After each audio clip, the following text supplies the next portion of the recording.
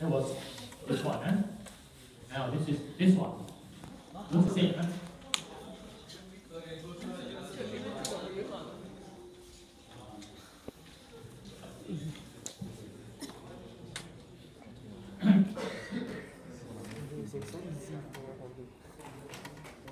Okay? Is that alright? The steps. We need the steps. The steps to derive the answer. The steps was similar to what I just covered. Huh? Really? Can you show it one more time? You mean there are quite a number you never look it up at all? Right, but we cannot get the answer. Waiting to copy only. How about copying for your friends then? Those that look it up, Who work it out? then you buy lunch for your friends. No need, huh? You said no need, right? Cannot find. Huh? Cannot find? You show us lah. I've just gone through it exactly the same question. Just change the number. Change the number only. Huh? You cannot find. Because you look it out, that's right. I give you almost 20 minutes to look it out. Huh? Sorry, I can't hear you. I'm sure you can work it out, okay? It's the same question as what I have given to you, except that the numbers change. See, the numbers change. Only this one. Look at this one. Okay. Looks similar. As that numbers change.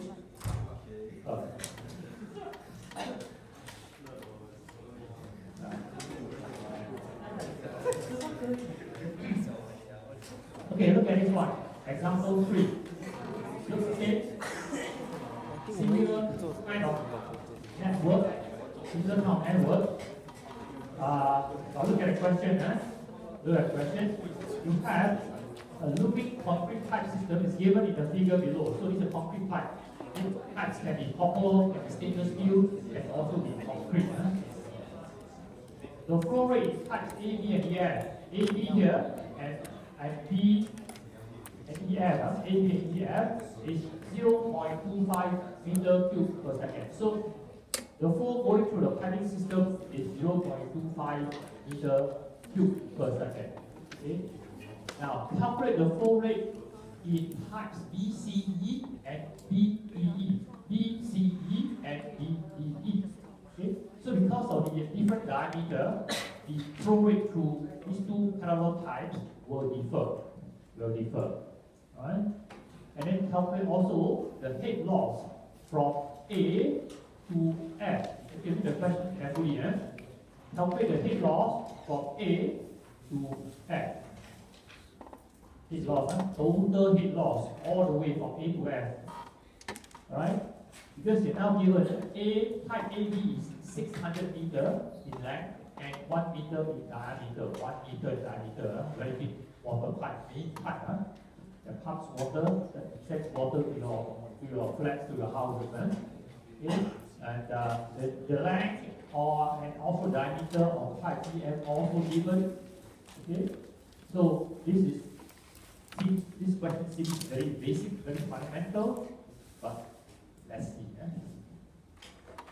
So how do we start? Always my favorite question. How to start? Because the most important part of the journey is the first step. Once you get going, then the mental comes in. Once you get going, you keep on going. Okay? You cannot start, then you start.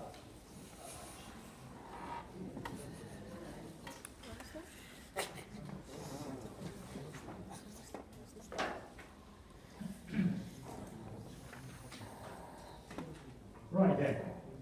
Okay. So we are given all this information, but how do we make use of this information? How do we make use of this information?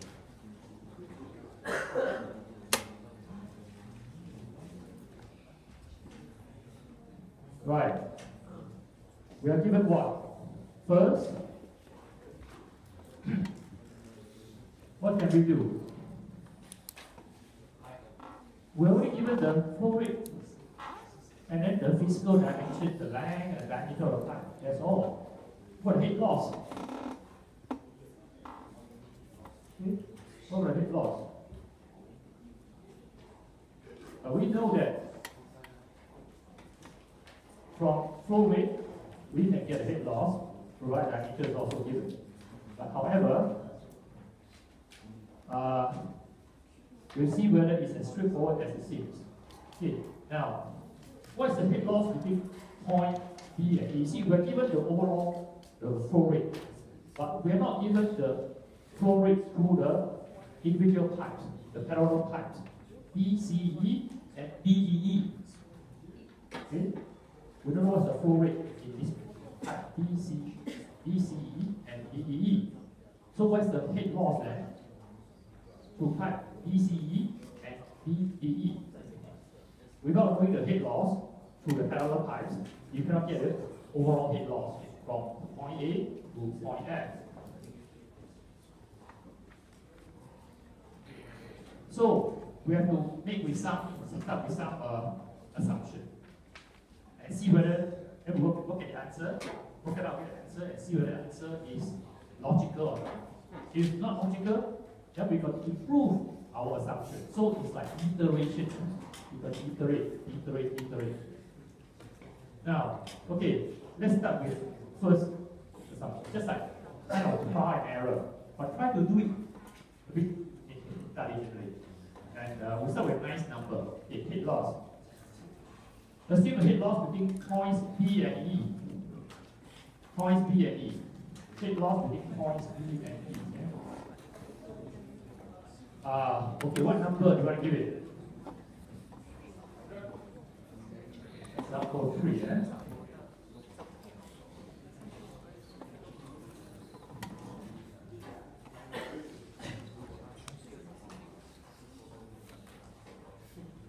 Okay, we assume the heat loss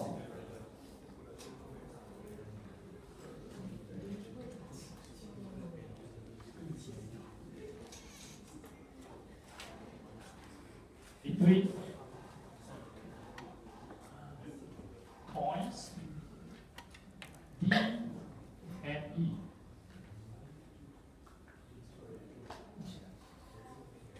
is how many meters? Heat loss, not heat loss per unit length of the pipe is heat loss. So let's say 100 meters. Let's make it simple. 1 meter will do. 100 meters is log heat loss. Let's make it simple. Divide by 100. 100 divided by 100 is 1. So 1 meter. Okay.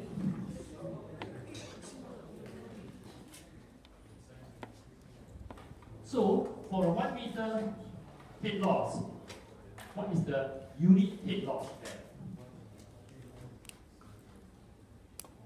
For pipe BCE. So the unit heat loss, okay, let's put it with unit heat loss for pipe BCE. Okay, that's unit heat loss because we're going to put it in meter per meter. For pipe BCE, what's the length of pipe BCE? Is 500 meters. So it's 1 over 500. Okay. That will give us 0.002 meter per meter. That's the unit heat loss of pipe BCE. So similarly, likewise, for pipe BDE, so for pipe BDE, okay, what is the unit heat loss for pipe BEE then? What do you think? Is what over what? What over what? Over 11. Self 11? Think of food already. It's 800. What over 800? 1 over 800. Okay? And 0.0025 meter per meter. Okay, so we know that assume heat loss to pipe BCE and to pipe BDE. Now, so in this case, what is the flow rate now? So therefore, what is the flow rate to pipe BCE then? And to pipe BDE? Can anybody give the flow rate to pipe BCE and pipe BDE? Please, anybody?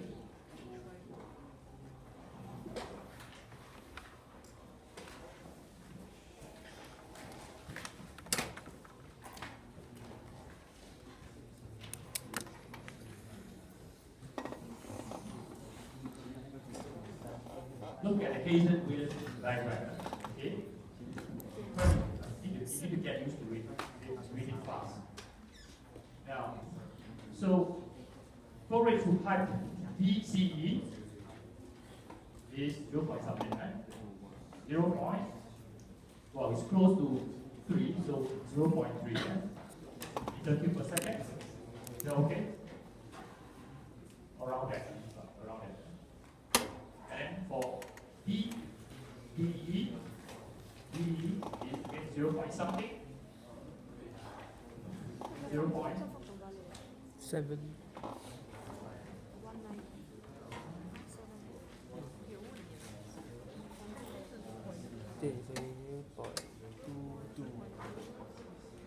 1.5. What's the flow rate to BDE? Anybody? 1.5. Okay. 1.5 or 1.6. Okay, fair enough. Right. Flow rate to pipe BCE is 4.3. Flow rate to pipe BDE is 4.5. You think it's correct? No. Why? How do you know?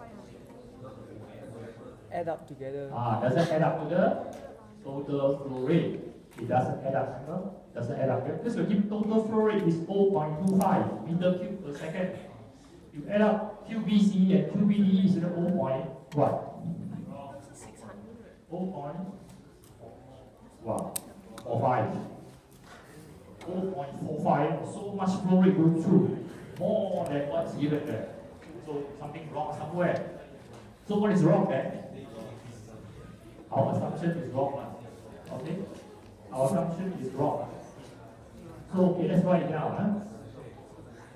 Okay, now you have Q BCE, you add together with QBDE, that is equal to 0.45 meter cube per second. And this is not equal to QAB. Okay? QAB is 0.25 meter cube per second. It's over, it exceeds the given flow rate. So we started with the assumption, it is wrong. But is it a waste of time?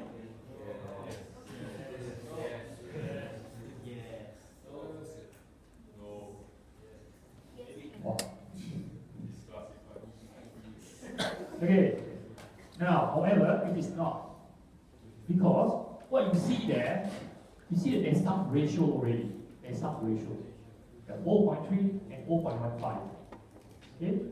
And if these are percentages, then it must add up to 100%. So it tells us some ratio between the flow through pipe BCE and flow through pipe BDE. So it's not totally wasted because we get some more useful information, intelligence. The war, intelligence. So we get some intelligence from that. Right. So now we know the proportion of the flow going through pipe BCE and BDE. Okay? And these two proportions add up together must equal to 1. Okay. So now again, I like now. Very important. Now is the present. Now and now. Okay, proportion. of the flow to height. Height, let's choose a height. BCE, okay, let's say BCE. OBY is actually, from what we're given here, is 0.3 of the total proportion, total flow we have calculated from our assumption is 0.45. That's the proportion. Okay, and this is 0.67. Okay, we're still using our information given there. It's 0.3 out of the total assumed flow, which is 0.45. Now, so from this, we can then go on further. So the proportion of flow through pipe BCE is 0.67 of the total flow, total assumed flow. So in other words, i.e., I must put a piece of paper here. That's why this paper has a lot of dots. It's a sacrificial paper. Sacrificial. Okay? Sacrificial.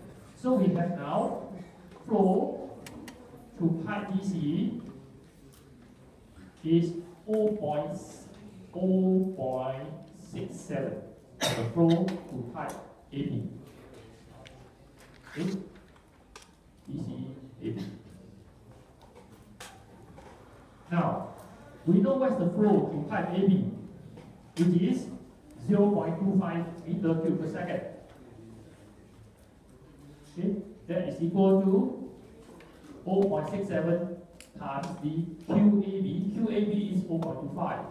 So that is 0.17 meter cube per second.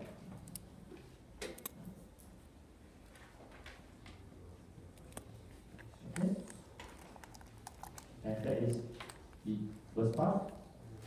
Similarly, also, proportion of flow rate through pipe DDE, the other parallel pipe,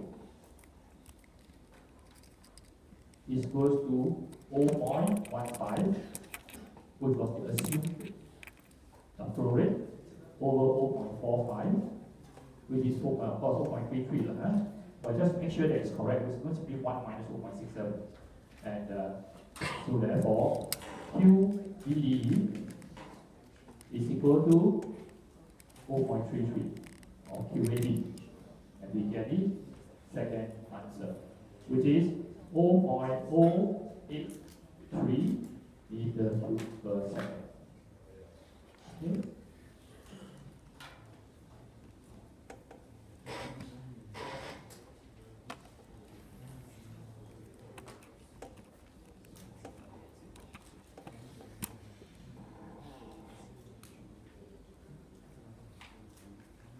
Right?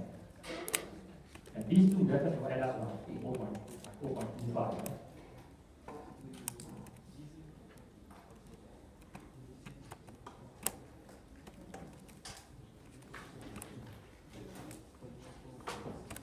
Now,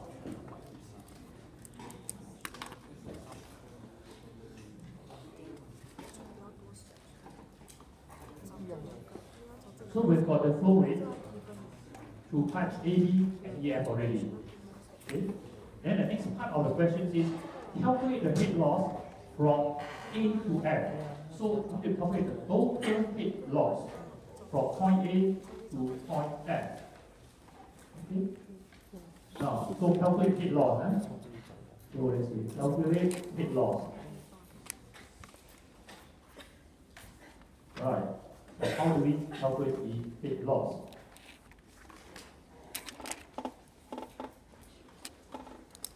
Okay,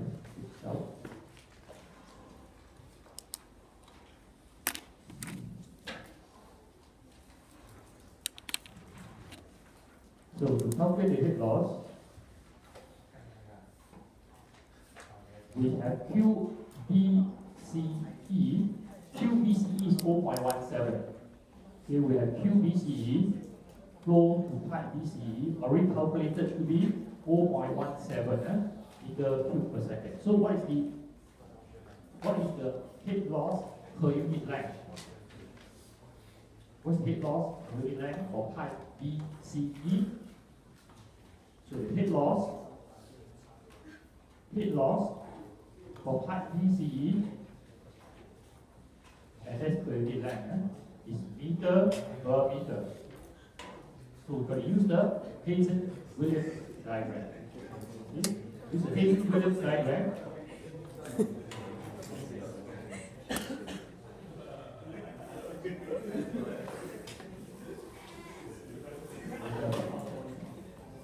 Okay, so we use the Hazen-Williams diagram. We then have, you should get roughly about 0.0008 meter per meter. So again, be careful. 0.0008 meter per meter. Okay?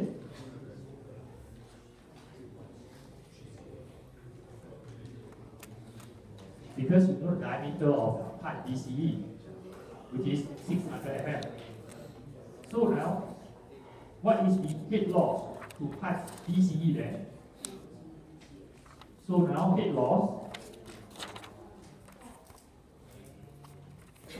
the pipe BCE is equal to head loss in pipe BCE times what? Times the length of pipe BCE, okay, which is 500. Which is 500. So yes, 0.008 meter per meter times 500. That will give you 0.4 meter. So head loss to pipe BCE is 0.4 meter. Now likewise,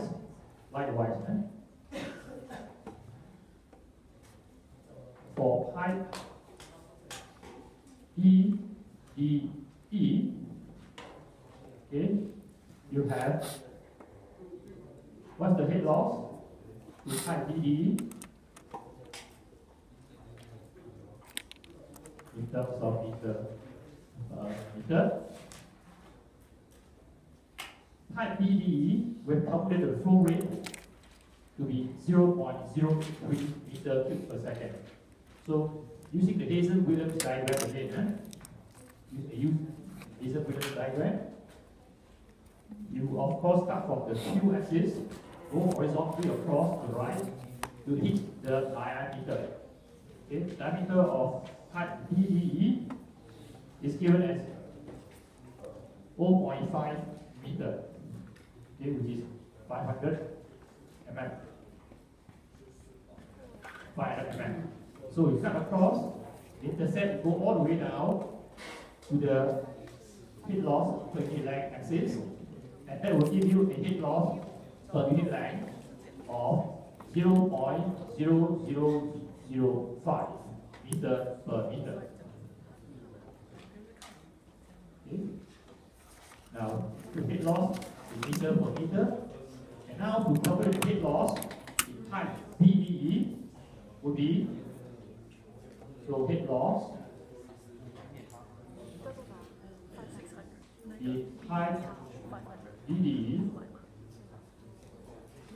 is simply 0.0005 times 0.8.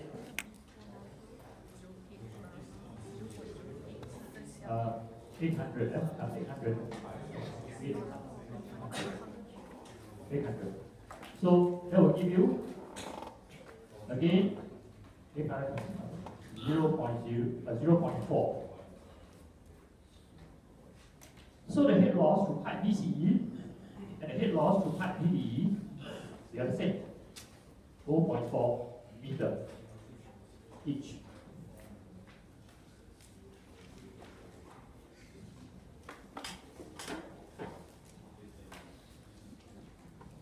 .4 meter each.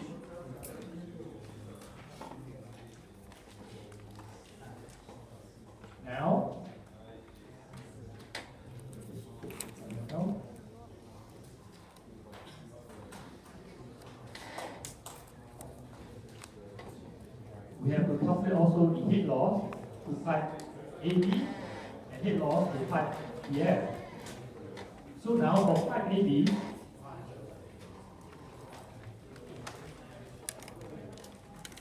when given the flow to pipe AB is 4.25 meter cube per second. Okay? So what is the head loss per unit length to pipe AB? Again, you're going to use the Williams diagram. Okay? In a similar way as what you have done before. And that will give you a head loss per unit length for pipe AB to be 0.00015 meter per meter. Okay? Now, the length of pipe AB is 600 meter. 600 meter. So, head loss in pipe AB in pipe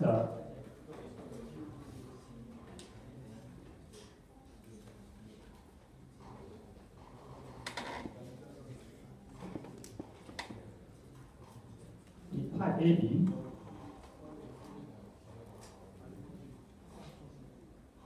is your 0.00015 times the length, which is 600 meter, and that will give you 0.1 meter.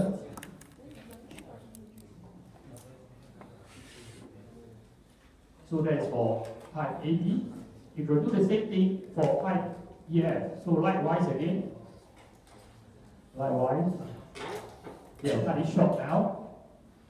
The head loss in pipe EF in terms of per unit length is from Williams diagram is 0.007 meter per meter. Okay. So heat loss again in pipe EF is in this case 0.00 the zero there, 30 after the dot. So 0.0007 meter per meter times the length of pipe EF, which is 700 times 700 meter. Okay, so that gives you 0.49, 0.5. It's 0.49, 0.49, so 0.5. Just round up. So now we have got the calculated the individual head loss in pipe AB through the two branches of the parallel pipe BCE and BDF, and also to the final length of the pipe EF. So what is therefore the head loss from A to F? So the head loss from A to F is, so therefore total head loss from A to F is of course, add up, total, the head loss in each of the pipe sections will be 0.1 plus 0.4 plus what? Plus what? 0.5 plus what? Any more plus? 0.8. 0.8 comes from where?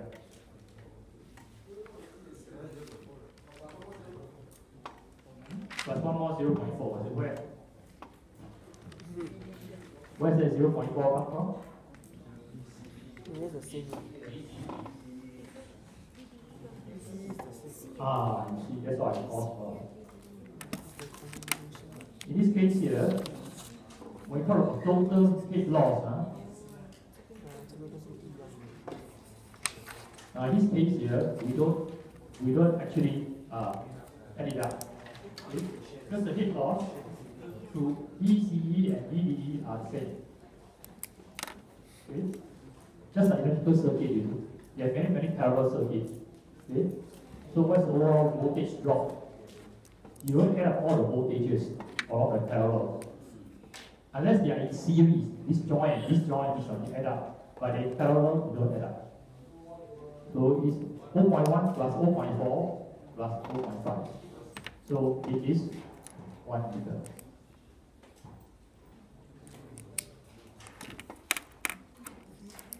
Okay, 1 meter. Alright?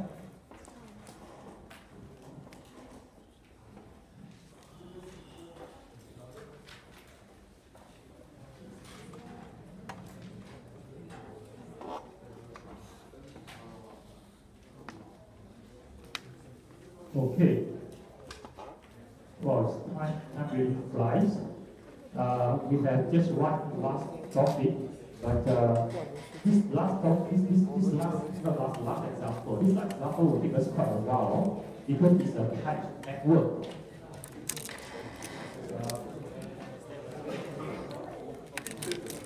One thing what I do is I'll just go through, guide you through how it's done, and go through how it's done, and then in our next lecture, we will then finish it off. Okay? So in the next lecture, next week, we will go through the last example on the pipe network. We will look at tutorial questions, okay? And subsequently look at one half-year exam paper. This is the last lesson. Now, so let's look at this last part here. Just a question to do. Pipe network, huh? Okay. We just go through a bit of the text, a bit of the text.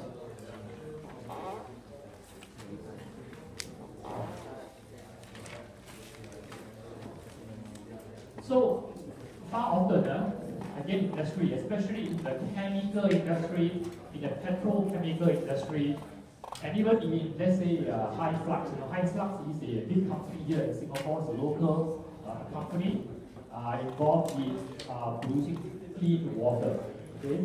Clean water, and also water for the industry, industrial water, and also clean water, various levels of purity for various use. And so in any factory where there's flow of fluid, be it chemical, be it oil, be it water, be it anything, you see pipes, you see a lot of piping. Simple pipe network to very complicated pipe network. Okay? So as an engineer, if you work in companies like this, how do you go about getting the flow rate, getting the head loss? So what's the purpose of getting head loss? If you wonder, how can head loss for what? Is it just to pass exam questions, to get an A? The purpose is, of course, for you to size your pump, Okay? It is, even to do a pipe layout, you require knowledge of how to lay out the pipings properly. It's not plumbing work. Even a plumber that goes to your flat to do plumbing work, lay out the pipe, just got to have some knowledge of pressure draw and things like that. But then when you have a new factory, like completely blank, and your boss say, okay, please work with the contractor. This contractor will do all the piping layout, but they will propose the design to you, and do you approve this design as my engineer? Do you approve this design or not? Because vendors can also make mistakes. A lot of vendors in Singapore, they actually plumbers, but it's not a company to lay out pipings for factories and this and that. But they actually start from plumbing work. So their knowledge may not be so good. Especially if they are laying out compressed air piping. To lay out compressed air piping for a new factory, it's not straightforward, it's not plumbing work, okay? You've got to have a good understanding of fluid power, pneumatics. So, for situations like what we're going through now, let's say you work in a company and you ask to work with a vendor, the vendor proposes a certain piping layout for you. Then your boss asks you, is this okay, engineer? Is this okay? Agree? Okay. Then you have to go and look at it and study. Because the vendor will recommend a pump. This is the pump. Okay? then the vector, of course, you want to, some vectors just look from charts. So, to be a bit careful, also to earn your money, what they do is, they give you an oversized bar. Then you pay. Okay? You pay. They give a bar that's double the capacity that you need. You know, that you pay them, they're very happy, they laugh all the way to the back.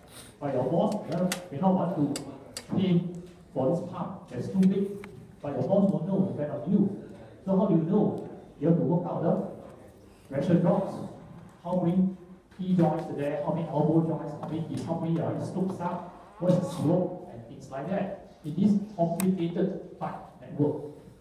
And also, you might also disagree with the pipe network that the vendor proposes. So you can discuss with the vendor, and the vendor can modify according to your requirement. Okay? Because who knows? The vendor will just transporting a same layout in another factory to your factory. They don't think so much. They say, oh, I do this layout. No? They don't tell you this layout I do for this company. Now there's a company that are starting up, and just transport this layout to them. You have to go through. You know? So it's not tailored to your factory. Easy work for the vendor. If you oversized pump, you earn all the money, they're very happy, but you have to deal with the maintenance of the oversized pump. And to deal with the piping is not correctly laid out according to your requirements. There will be some redundant pipings. Okay? So these are the things that you watch out for. So, well, so when you encounter a pipe network here, what do you do? So this person, this engineer from Hardy Cross, he came up with this method. To actually analyze flow in a complicated pipe network. Okay? And so these are the steps. So it says this is a step-by-step procedure. First, you estimate the flow rate for each pipe in the network. Okay? You estimate the flow rate. Right? And then make sure also it satisfies the conservation of mass as principle 1. Principle 1 refers to conservation of mass. There is a parallel flow. Okay? Flow going to this main pipe is split to 3 other branches, coming out after the same flow rate. Okay? So that mass is not lost. And then it says that you label flow rate positive. If this is in the clockwise direction. So the flow rate is in the clockwise direction is positive. If it's the anti-clockwise direction, if it goes in anti-clockwise direction, the flow, then you have it negative. Okay? Then of course, with this estimated flow rate, you also know of course the diameter, and the vendor will provide you the height roughness. Okay? We learn about roughness, height roughness, epsilon, remember? You can calculate the heat loss. So again, the convention is that if the heat loss, label the heat loss positive, then for flow in the clockwise direction, and negative for flow in the anti-clockwise direction. Okay? Then, third step is that if the sum of all the heat loss is 0 or close to 0, the result is acceptable. Okay? If the sum of all the heat loss is 0 or close to 0, then that is the result is acceptable. If not, you need a full correction. Okay, that we'll learn in the next lecture, of course. And the full correction, the formula is given there. See? Delta Q. Full correction delta Q still by this. Okay? I'm sure you can understand what it means. Okay? But we'll discuss this more detail in the next lecture, of course. We use n to go to 1.5. There's a Williams formula that we can use. Then again, once you've done that, once you've gone through step 4, you return to step 2. You do an iteration.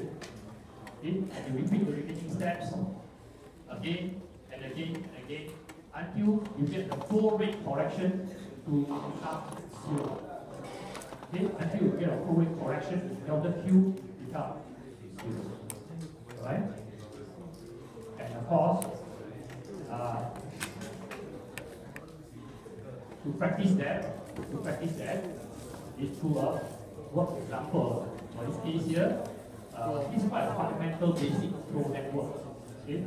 All the flow rates are given there, the line given there, part diameter given there. Okay? And calculate the flow rate in each part in the network. And of course, this we will not do it today, but involves tables. It involves tables. Alright? It involves tables. So all these tables are iteration after iteration after iteration until you get delta Q to be 0. So when you get delta Q to 0, that is the flow that you get for typing, given typing will be correct. Alright then, time flies. So today we have one example